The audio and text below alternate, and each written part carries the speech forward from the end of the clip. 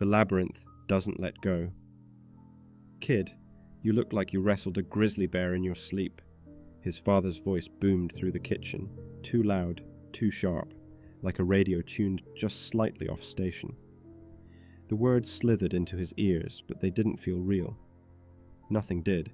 His hands wouldn't stop shaking. Sweat slicked his palms, his neck, his temples. He could still smell it, the damp rot of the labyrinth, the iron tang of his own fear. The thing with the scribbled eyes had whispered to him, its voice peeling layers off his sanity like bark from a dying tree. "Just a nightmare," his father said, clapping him on the shoulder. The touch burned. Just a dream. The words curdled in the air. If only. He sat at the table.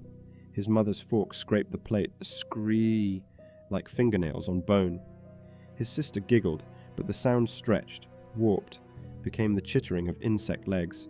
The food on his plate moved. A centipede leg curled out from the mashed potatoes. He recoiled, but no one else reacted. His father chewed slowly, eyes glazed, jaw working like a rusted machine. "You're still dreaming," he said, without looking up. The room tilted. His eyelids grew leaden. No. The darkness swallowed him whole. The walls pulsed, veins bulged beneath cracked stone, throbbing in time with his own frantic heartbeat. The air was thick with the stench of wet earth and spoiled meat. He stood atop the labyrinth's jagged ramparts, though he had no memory of climbing. Below, the paths coiled like intestines, vanishing into a throat-like abyss. "You shouldn't be here," the voice oozed from behind him. Thick, wet, wrong. He turned. The mutant grinned, its jaw unhinging with a wet pop.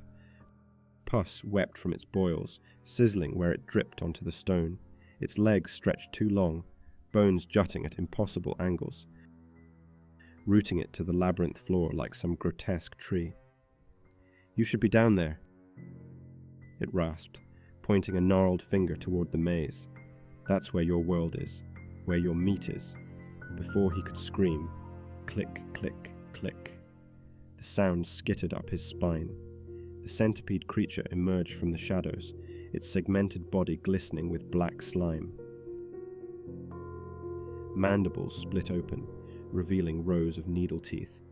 "Fret not, boy," the mutant crooned, unsheathing a rusted blade etched with screaming faces. "This is a canon event.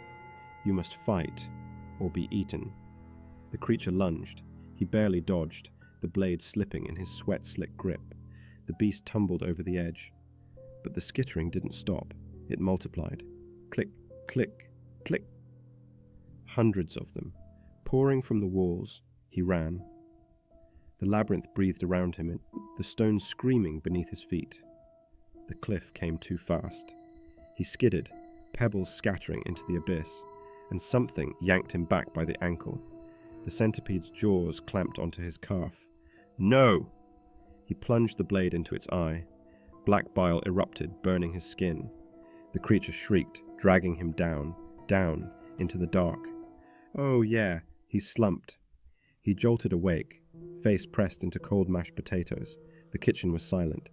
His family stared, their pupils blown wide, their smiles frozen. He screamed, voice raw. His sister tilted her head. "You're still asleep." His breath came in ragged gasps. Then, a scratch. Beneath his chair, the floorboards were gouged, deep, jagged claw marks. And in the silence, something hissed. He knows now. The labyrinth doesn't let go. It's always waiting. And next time he closes his eyes, it will be hungry.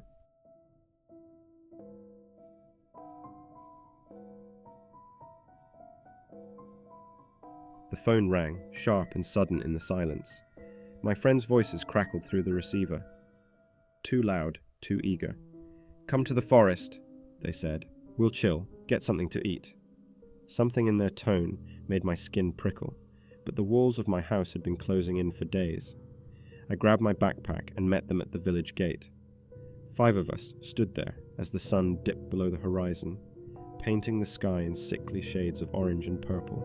Joel led the way, his grin too wide, his laughter just a little too sharp. "I know a spot," he said, and the others followed without question. The trees swallowed us whole, their branches twisted like broken fingers, scraping against each other in the wind.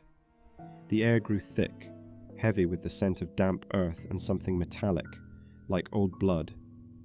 We reached a clearing, and Joel started the fire with an ease that felt unnatural. The flames spat embers into the dark, casting writhing shadows that didn't move with us. He handed out s'mores, his fingers lingering too long on mine. His smile didn't reach his eyes. Then, without warning, he stood. "You're all cowards," he sneered, his voice dripping with venom. "Weak, worthless. I could do anything to you, and you'd just take it." His words slithered under my skin. This wasn't teasing. This was a confession. That's when I saw it. Behind Joel, the darkness, twisted. A figure peeled itself from the trees, tall, skeletal, draped in long, greasy strands of hair that writhed like living things. Its limbs bent at impossible angles, joints clicking as it moved. It danced, a jerking, spasming motion, like a marionette on broken strings. A wet, gurgling laugh bubbled from its hidden mouth. Joel turned. His scream died in his throat as the thing's hair lashed out, coiling around his ankles, his wrists, his neck. It yanked him forward, pressing its face close to his. For a second, nothing moved. Then, snap. The sound was like a branch breaking underfoot. Joel's body crumpled. The creature turned to the rest of us. It studied us.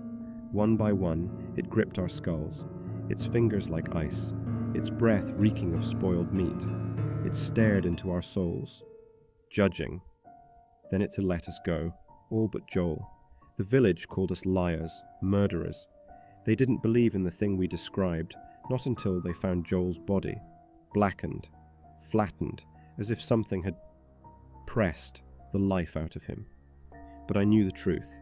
The creature didn't kill randomly. It punished. 20 years later, I still see its face in my dreams. I've made sure others see it too. Bad men, monsters in human skin. I lure them to the forest. I watch as the creature takes them. And when it turns to me, its glowing eyes burning into mine, it always lets me go. Because I'm not like them. But tonight is different. My old friends, the ones who survived that night with me, they've brought me here. We're tired of the nightmares, they whisper, binding me to a gnarled tree. Maybe if it takes you, it'll leave us alone. The forest holds its breath, then, a rustle, a giggle. The creature steps into the clearing, its head tilting, its hair slithering toward them first. They scream, they beg, but the creature doesn't care about pleas. Only guilt, only sin, only the deserving. And as their bones snap like dry twigs, I realize it was never going to take me, because I was never the monster. But now I'm alone. And the creature, it's still hungry. The end. Or is it? It's still waiting in the dark. Like the video. Subscribe for more chilling tales. And whatever you do, don't look behind.